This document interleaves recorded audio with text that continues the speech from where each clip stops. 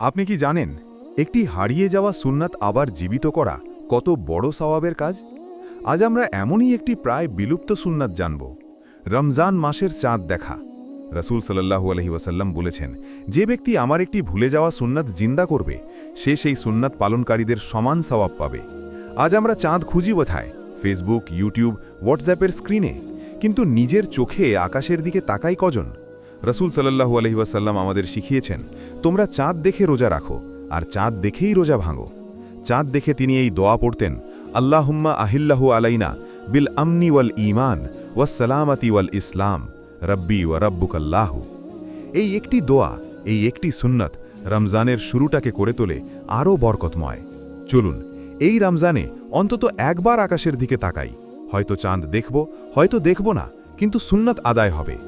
একটি সুন্নাত জিন্দা করা পুরো উম্মতের জন্য নূর হয়ে যায়। আল্লাহ আমাদের সবাইকে রমজানের সুন্নাতগুলো ভালোবাসা দিয়ে আমল করার তৌফিক দিন, আমিন। এই ভিডিওটি উপকারী মনে হলে সওয়াবের উদ্দেশ্যে শেয়ার করে দিন, আর এরকম ইসলামিক ভিডিও পেতে সাব্বির আহমদ চ্যানেলটি সাবস্ক্রাইব করুন, কারণ আপনার একটি সাবস্ক্রাইব আমাদেরকে ভিডিও বানাতে অনেক উৎসাহিত করে।